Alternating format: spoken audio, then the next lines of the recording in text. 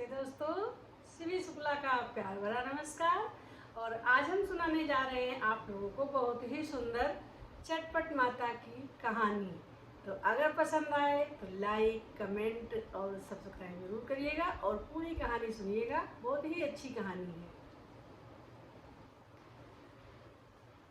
एक माँ होती है, एक बेटा होता है, एक बहू होती है और एक बंदरिया होती है।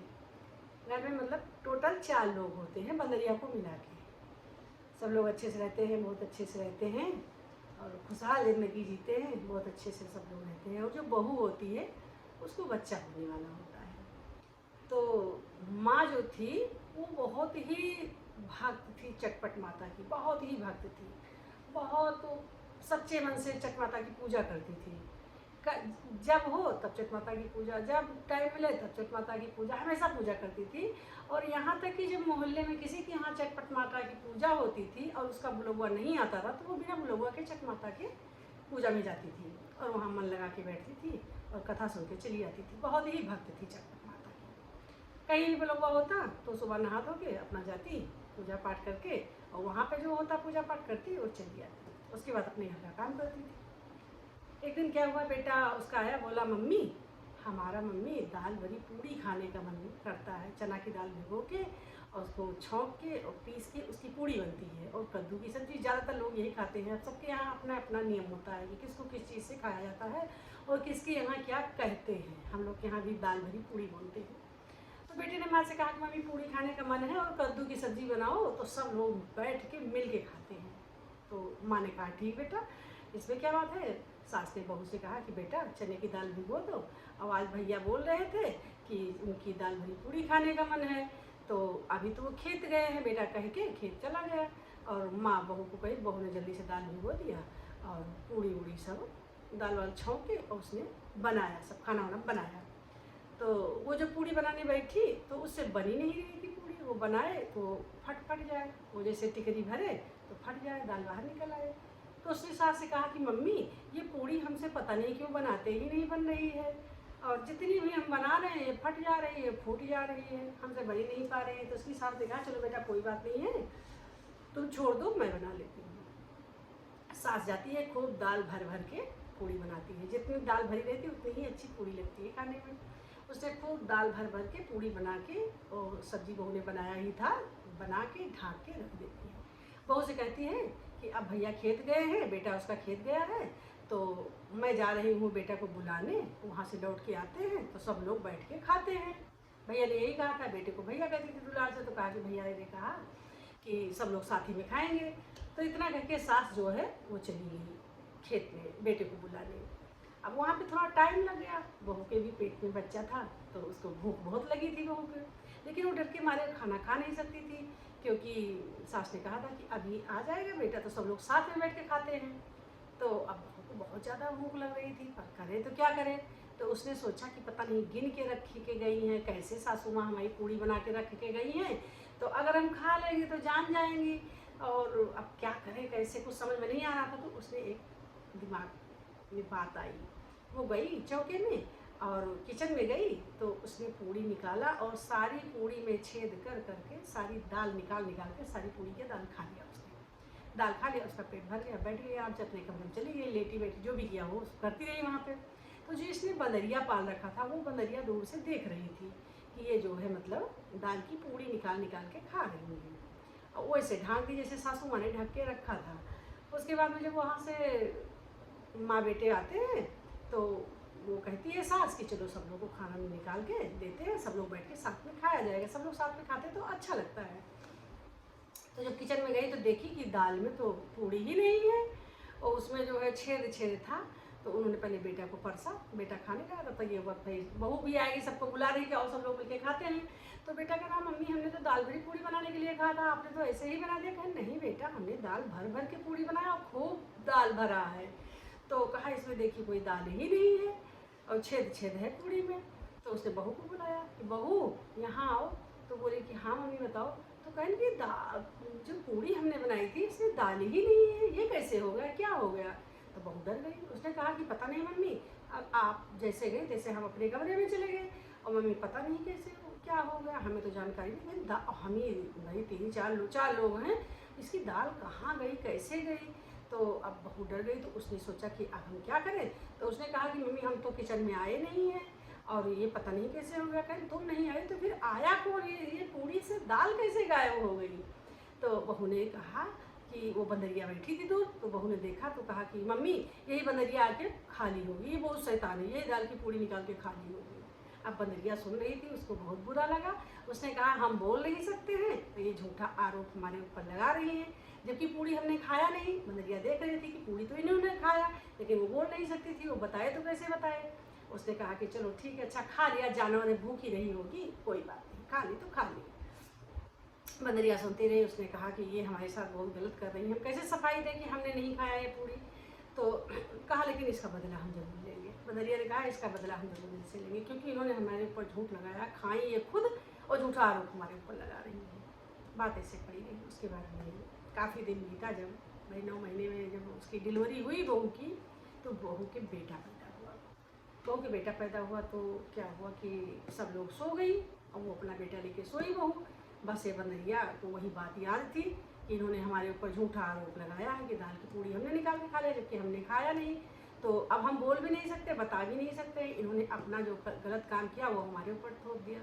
बंदरिया चिड़ी हुई थी, इनका बच्चा उठा के और ले गई। वहीं पे चक माता की गुफा बनी थी, मंदिर बना था, जो भी है वहीं पे ले जाके गुफा में बच्चा छुपा। अब सुबह सब लोग जगे, जब बेटा जगा, सास जगी, सब लोग जगे, उसकी माँ जगी जिसका बच्चा ले गई थी बहू मतलब। तो कहीं कह रहे बच्चा कहाँ गया, बच्चा कहाँ गया। सास ने कहा बच्चा कहाँ गया, पति ने कहा बच्चा कहाँ गया। उसने कहा पता नहीं, मैं तो गोदी में लेके लेटी थी, पता नहीं क्या हो गया। बहुत ढूंढा गया, कहीं पे कुछ नहीं मिला बच्चे की, कहीं पता ही नहीं चला कि क्या हो गया। थोड़े दिन के बाद भाई फिर बहू गर्भवती हुई, फिर उसके बेटा हुआ। फिर बंदरिया ने यही कांड किया, बच्चा उठा के और लेके चली गई आराम से। अब फिर ढूंढने लगी बच्चा कहाँ गया, बच्चा कहाँ गया, बच्चा मिल ही नहीं रहा है। तो उसके पति ने कहा कि ये डाइन है, अपनी बीवी को कहा ये डाइन है, ये अपना बच्चा ही खा जाती है। सास ने कहा हाँ हमको भी लगता है कि ये बच्चा खा जाती है, जैसे बच्चा पैदा होता है ये पिछले जन्म की डाइन है, ये अपना बच्चा ही खा जाती है। और एक बच्चा गायब हो गया, दूसरा भी बच्चा गायब हो गया, मेरे घर में कोई आता भी नहीं, बच्चा गया तो कहाँ गया, ये जरूर खा जाती है, मारती ये डाइन है। तो अम्मा बेटे बहुत परेशान थे। तो कुछ दिन बीता, फिर तीसरा बच्चा हुआ, उसको 3 बच्चा हुआ, तीसरा बेटा भी हुआ। फिर बंदरिया ने यही काम किया, ये माँ बेटे सलाह किए, कहे बेटे ने कहा मम्मी ये डाइन है और अब जब बच्चा है ये इसको नहीं देंगे, इसको आप लेके लेटो, हम सब लोग साथ में लेटते हैं। तो सास जो है बच्चा लेके लेटी और बगल में बेटा भी लेटा, बहू भी लेटी, बोली ये डाइन नहीं खा लेती है तो ये बच्चा हम अपने पास रखेंगे, ये खा नहीं पाएगी, और जब ये आएगी लेने खाने के लिए तो हम लोग जग जाएंगे। बच्चा लेके सास लेटी, सब लोग भाई खाना पीना बना खाए पिए, रात में आराम से सो गए। जब सो गए तो बंदरिया उठी और फिर बच्चा उठा ले गई, तीसरा बेटा भी उठा के ले गई और वही चक माता की गुफा में छुपा आई। तो आई फिर, तो जब सुबह सास जगी तो देखी तो बच्चा है ही नहीं, बच्चा नहीं। तो अब क्या करें, बड़ा हड़कंप मच गया, चिल्को मचने लगा, भाई बच्चा कहाँ गया, बच्चा गया। बेटा ने कहा ये फिर बच्चा खा गई। बीवी को कहा कि ये बच्चा खा गई, ये डाइन है, पिछले जन्म की अपना ही बच्चा खा जाती, वो गुस्सा रहा था। तो कहा कि इसको जो है हम घर से भगा देंगे। तो सास ने कहा भैया घर से भगाओगे तो बड़ी बदनामी होगी, बड़ी बेइज्जती होगी, और क्या किया जाए, अब रहने दो। कहीं नहीं, हमारा 3 बेटा खा गई है, इसको हम घर से भगा देंगे। तो माँ ने मना किया कि नहीं नहीं कुछ ना करो, जाने दो, ऐसे ही किया। अब वो भी बेचारी रोती थी, लेकिन अब करे तो क्या करे, उसका बच्चा गायब हो गया, वो तो जान ही रही कि हमने बच्चा अपना नहीं खाया, लेकिन सब लोग आरोप लगा रहे, गुस्सा रहे, तो सुन रही है।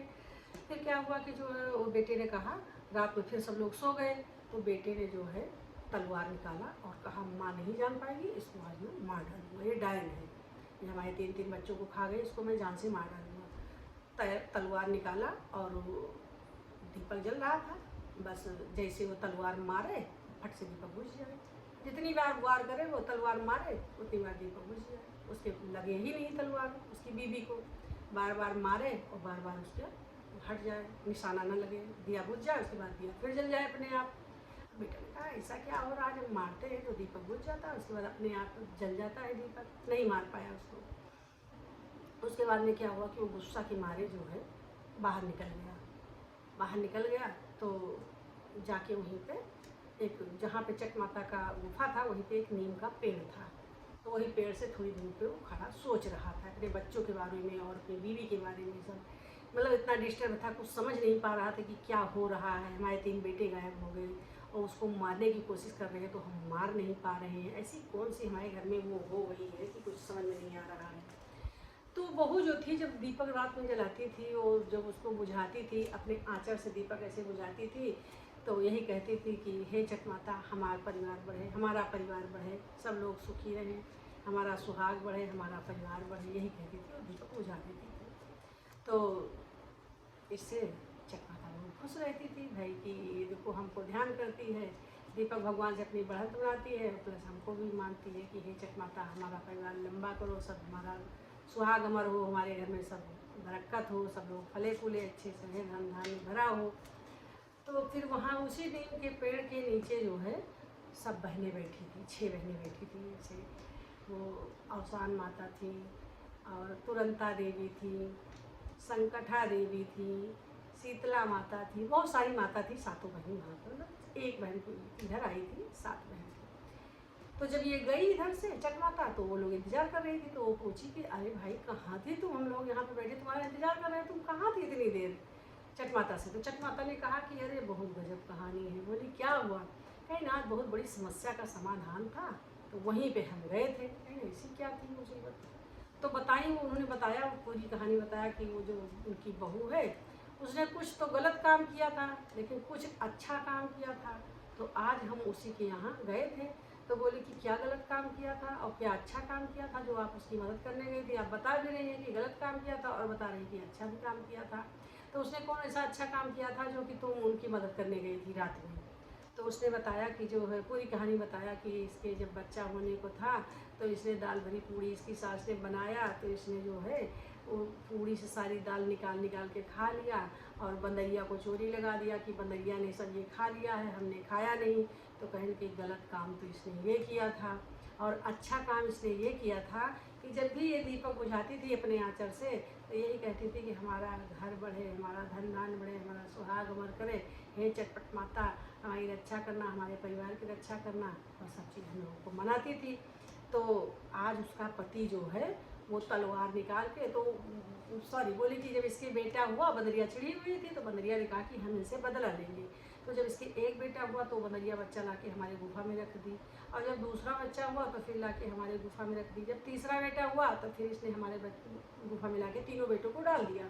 अब उनको हम देखते हैं, पालते हैं और बच्चे सुरक्षित हैं और सब खेल रहे हैं, सब हमारी जिम्मेदारी है। तो उसका आदमी जो है दूर खड़ा ये सारी बातें सुन रहा था। तो कहें अच्छा 3 बच्चे तुम्हारे गुफा में हैं, इन्हीं के बच्चे हैं? कहें हाँ उन्हीं के बच्चे हैं। तो कहें कि अब उसकी सास और आदमी कहता है कि ये बच्चा खा लेती है, डायन है पिछले जन्म की उसकी मम्मी को, जबकि उसको ये पता ही नहीं कि हम बच्चा नहीं, हमारा बच्चा जो है बंदरिया उठा ले जाती है। बच्चा तो वो खाती नहीं है तो जान ही नहीं, लेकिन जब सब लोग कह रहे हैं उसको परेशान कर रहे हैं। तो कहे कि आज तो हद ही हो गया। उसका आदमी बहुत गुस्से में, जब तीसरा बेटा गायब हो गया तो उसका आदमी बहुत गुस्सा हुआ और बोला आज इसको हम मार डालेंगे जान से। जब उसकी माँ सो गई तो वो तलवार लेके निकाल के गया और उस पर मार रहा था। तो कह अब हम वहाँ पे मौजूद थे उसके संकट के समय पे, हम उसने हमको ध्यान किया, याद किया, तो हम वहाँ पे पहुँचे तुरंत चटपट। तो वहाँ पे जैसे उसका आदमी तलवार निकाल के मारता तैसे दीपक फट से बुझ जाता, और जैसे वो हटा देता तैसे फिर जला देते। कहीं हम वहाँ मौजूद थे, यही सब रात भर चला कार्यक्रम। सुबह हो गया और वहाँ से अब हम फुर्सत पाए हैं, जब उजाला हो गया तो उसके जान के खतरा हट गया।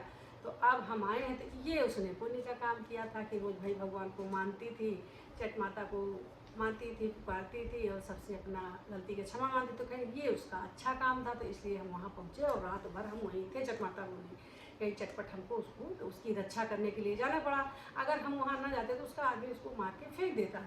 तो बस यही हुआ कि जैसे वो मारता था हम फट से दीपक बुझा देते थे, और जैसे दीपक वो तलवार हटाए दीपक जल जाता था। तो अभी हम वहाँ से आ ही रहे हैं क्योंकि अब उसके जान का खतरा टल गया है। तो कहीं अच्छा चलो ठीक है। तो कहीं बच्चा तो उसका खेल रहा है सारा। तो कहीं कि अच्छा, तो वो आदमी बैठा सारी बातें सुन रहा था कि ये तो हमारे घर की बात है।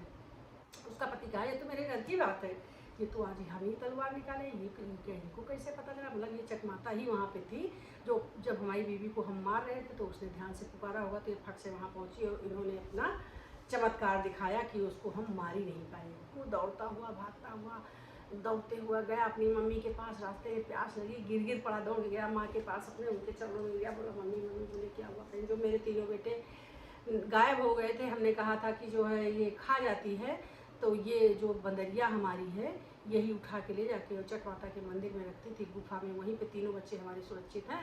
और सारी माता लोग आपस में बात कर रही हैं, हम अभी सुन के आ रहे हैं।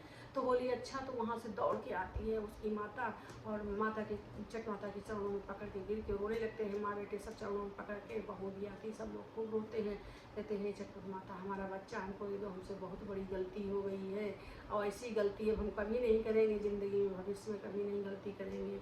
तो वो बताती हैं कि ये कैसे क्या हुआ? तो वो बताती हैं कि तुमने जो है बंदरिया, बहू बताती है कि हे माता हमसे बहुत बड़ी गलती हो गई। और फिर वो बताती है कि हमने वो दाल की पूड़ी निकाल के हमने खाया था, और इसको बेजुबान को हमने झूठ में बता दिया था कि इस बंदरिया ने खाया है। अब ये बेचारी ना बता पाती थी कि हमने खाया कि नहीं खाया, तो इसीलिए गुस्सा आ गई होगी, तो हमारे बच्चों को यहाँ पे ले आई। हमारे बच्चे कैसे हैं दिखाइए।